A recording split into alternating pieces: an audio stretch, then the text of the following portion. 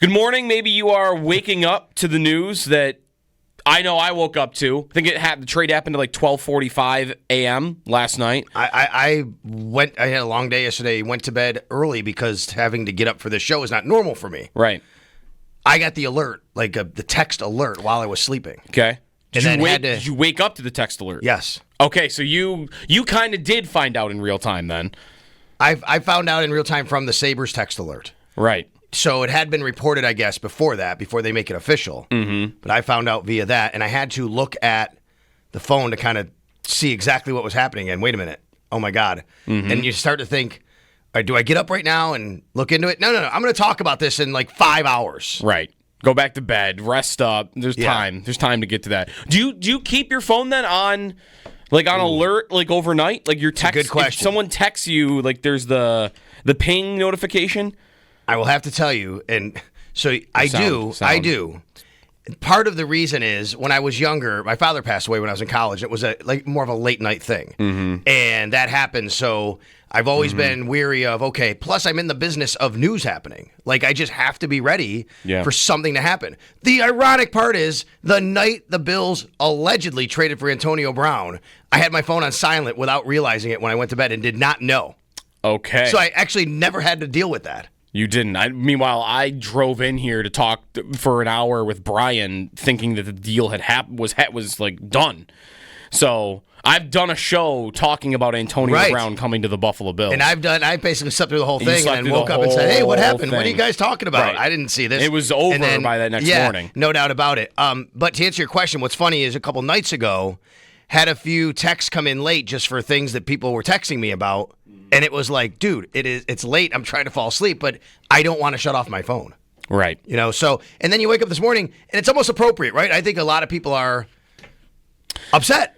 And it's gloomy, and it's raining, and it's appropriate that what the Sabres did last night, trading JJ Peterka. Joe, I said yesterday on the Extra Point Show, you were there, I said yesterday, I don't see any way this team gets better in 2025 on the ice simply with a Peterka trade. You'd have to get the best player in the deal, and I didn't see that happening at all. There's no way to me they were trading JJ Peterka and getting better via just a JJ Peterka trade. So if you're going to deal him, and by the way, the goal this year is to be better, right? You have to be better. You have to win. They're not trying to take a step back, rebuild. They're not trying to get younger. The only way to get better via a JJ Peterka trade is to have a secondary move after that. Doesn't have to be a trade, could be a free agent signing, a plan that says, yes, we're moving him, but we're replacing him with player X or players X, Y, and Z, whatever it is. Okay, I would say, I think the opinion is, after what happened, the first part of that is right. They did not get better. They are not better today than they were 24 hours ago. They are worse on the ice than they were. What's next? Anything? Because if you don't replace... If you don't now make another move to get better, this is not a good trade for them to get better in 2025 and be a better roster. I completely agree. I do not believe that they are a better roster this morning. Jeremy Joe, by the way, Sal is in this morning. And if you have reaction to this trade, feel free to get in on the phone lines at 803-0550. We'll be talking about it all morning. We'll have Matt Beauvais a little bit later on in the show. We have some open Paul Hamilton as well. But open time for your calls. It to me, on its own, really the only defense for it, in my opinion, is if I then go and trade Bowen Byram for a really good forward, then I look back on the totality of the deals, and I feel pretty good about it. But how does that feel that that's the defense, or maybe the best defense, when you make a trade with a player of this caliber? That's generally not a great trade in the moment when your instant reaction is, well, I hope they do this to offset what they just did, because what they just did, to me, is they caved. They caved on a player that didn't want to be here, and they said, okay, pretty quickly. They did not really show much of a backbone, in my opinion, to trying to figure out if there could be a future here where Peterka would sign a short-term contract, or even see if, go ahead, you think you can get an offer sheet from somewhere? Go do that, and we'll match it. There was none of that from this team with this player. I thought, at least from reading Elliot Friedman and listening to Elliot Friedman over the course of the week, it sounded like from him, which was a little different sounding than from other insiders. Like I think Frank Saravelli was more plugged in on the agent and that side of it. But Friedman had a sentiment for 2 weeks of the Sabres don't want to do this. They don't want to trade Peterka. They'd like to find a way to keep this relationship going, or they would trade him. They've begun listening, but the only way they do it is if they, I don't think he used the word blow your socks off, but it was, by all intents and purposes, what he said.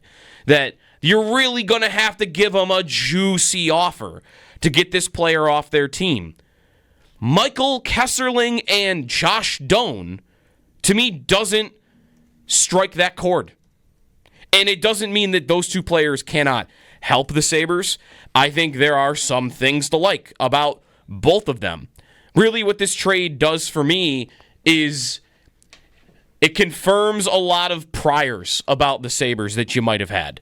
One, the players that want to be here mentality, right? Again, no fighting, no, what do you mean? Oh, you want out? Okay, you have 4 years of we have 4 years of leverage, of contract control before you can hit unrestricted free agent status. So, okay, I respect your wanting out, but no, I'm not doing that. I've got you for 4 more years. I'm at least playing you for 1 more of the 4, and he's got to sign. 2, the not spending to the cap. You would have had that confirmed yesterday. At this time, they could go and use it.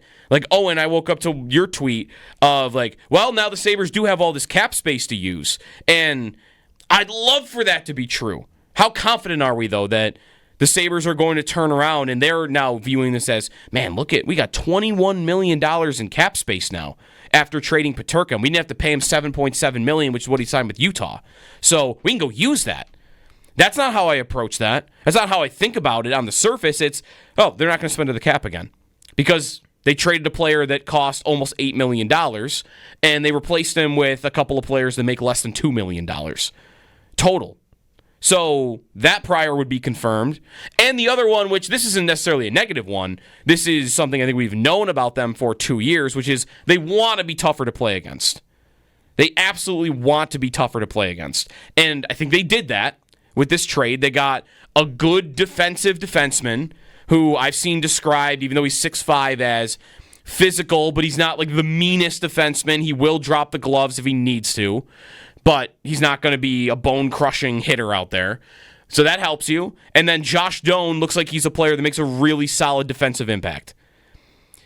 But what did I give up to get tougher to play against? You know? Like, I gave up my second best 5-on-5 scorer. Peterka's not great in the power play, but I gave up a lot of goals, a lot of points, and a lot of contract control to get 2 players that are pretty good. The only thing that you might get to me, to say, look, I get it, you kind of had to do it this way, is looking at the number he signed with in Utah. Yeah. 7.7 for how many years? 5 years. 5 years. 5 years, 7.7 million. 7.7 for 5 years. Mm-hmm. And I could see fans right now saying, yeah, I'm not paying JJ Peterka that much. Like, if that's what his asking price was and he was going to make things really difficult on this organization. But I'll go back to, but you had control here. Like, you had leverage. Is he going to sit out the whole year? You're going to qualify him, and what's he going to do? Go to Germany and play? Mm-hmm. I guess he could do that. And, Joe, there is a scenario. And remember we talked yesterday. We said yesterday, we wondered what Kevin Adams meant by, I'll have more specifics. I can get more specific after the draft. Right. If Kevin Adams tells us, and we don't know if he's going to do this or not, if he tells us after the draft, look, guys, the reality is JJ Peterka was going to make things very difficult and said, and we didn't know how long this could go. We could get to September. He's not playing for us. We had to make a move here because this is what he wanted. We didn't want to do that, right? It's kind of the James Cook situation, but different because the Bills actually, he's under contract and football's different, but you know how you say it could get ugly.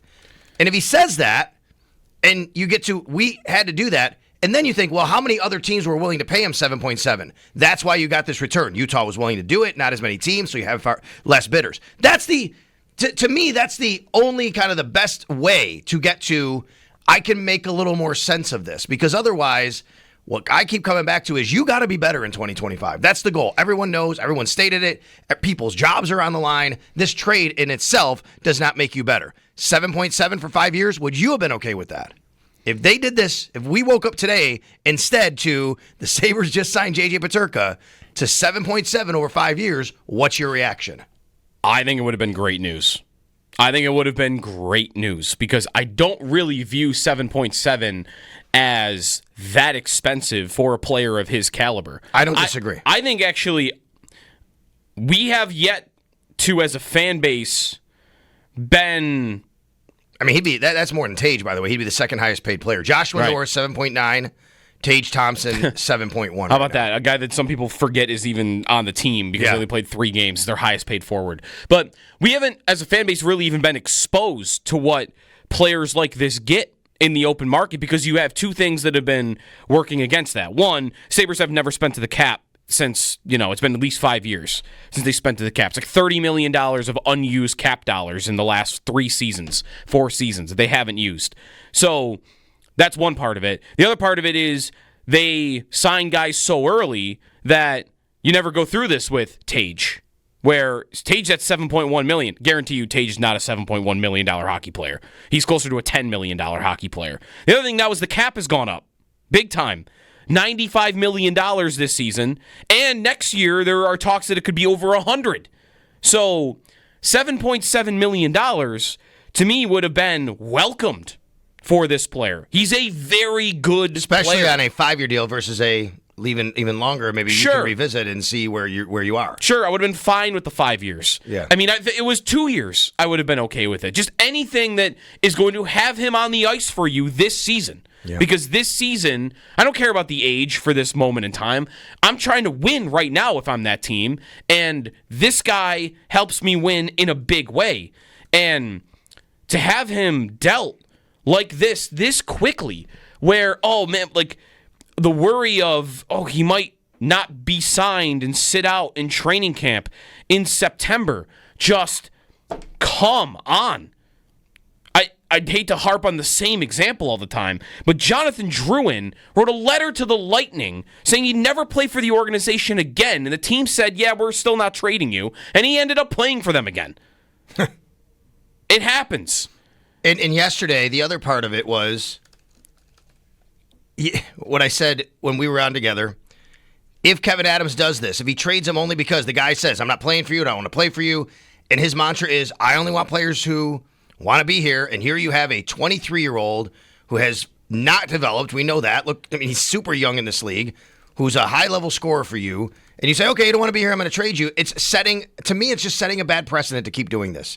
Because what's to stop the next guy from doing it? And by the way, maybe that's why they signed Tage Thompson early and Matthias Samuelsson early and Dylan Cousins early, because I just don't want to get a position where they say they don't want to play for me anymore. It's not even about the... Yeah, that's right. I don't want to be in that position. You just made it. If this is the reason why you're trading Tage Thompson, guess what? You just made it even easier for the next guy to walk into your office and say, wait, that's all I need to do to get to go somewhere else? Yeah. I don't want to be here anymore. Please trade me. Okay. Yeah. I fear about that. I would too, a little bit. I used the example yesterday of, was high school or college or whatever. Maybe you had this where you have a job, like a retail job that really stinks. Nobody likes it, but you got like a group of friends that are there, so you're all doing it together or whatever. And then that first person quits, and then it's like, okay, I think, and then within a month everybody's gone because like, all right, we're good here.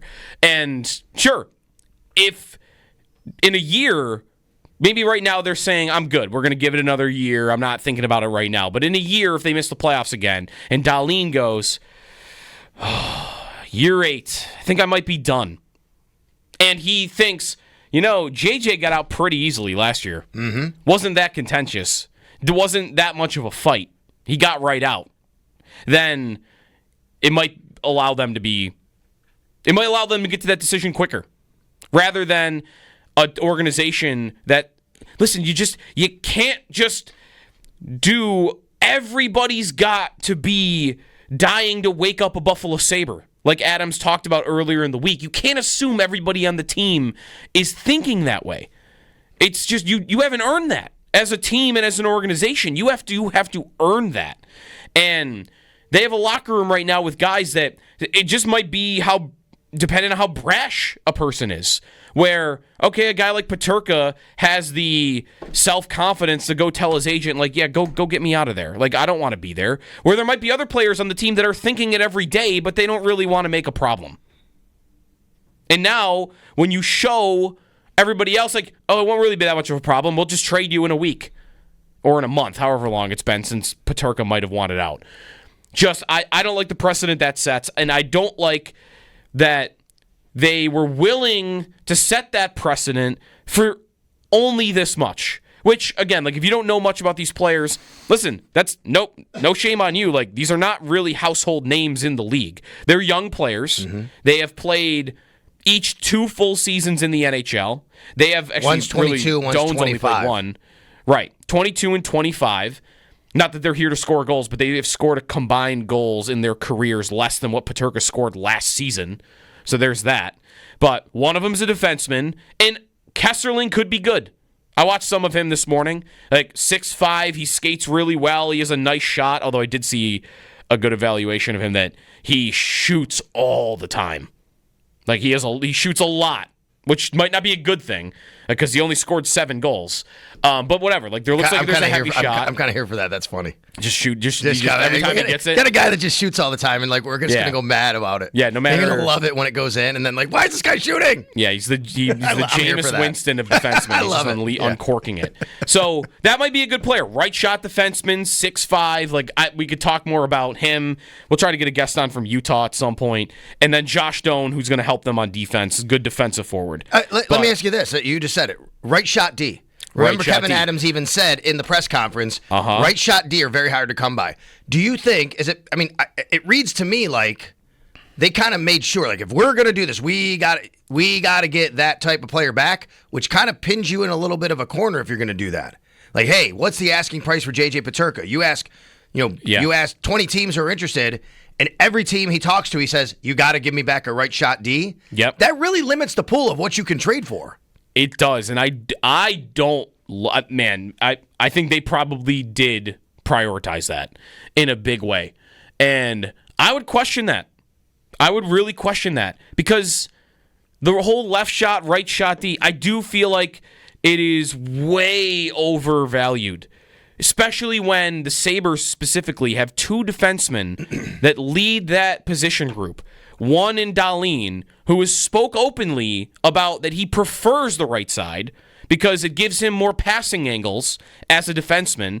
And then 2, Adams is the one who said this, not anybody else, at the end of season press conference when asked about right shot, left shot D and Owen Power.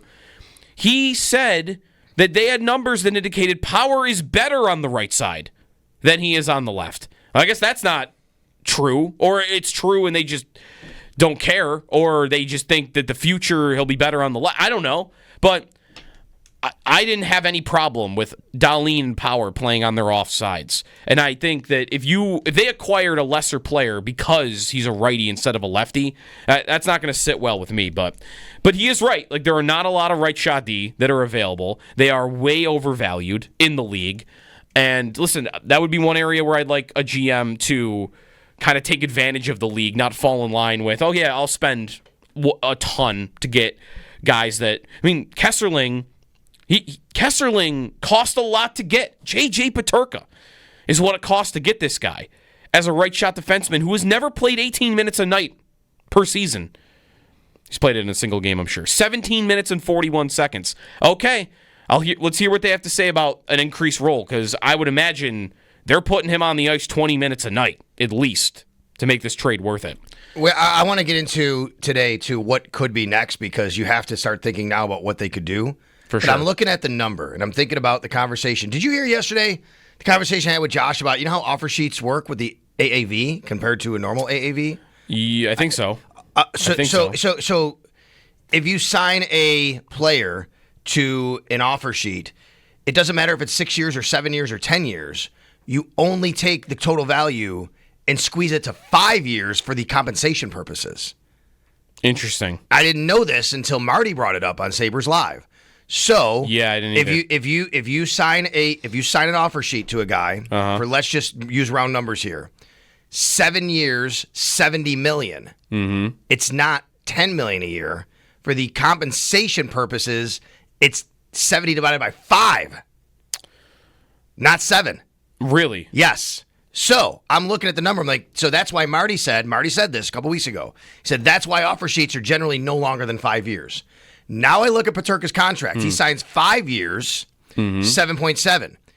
I'm thinking that maybe Utah made it known to Buffalo, we're going to sign him to an offer sheet of 7.7.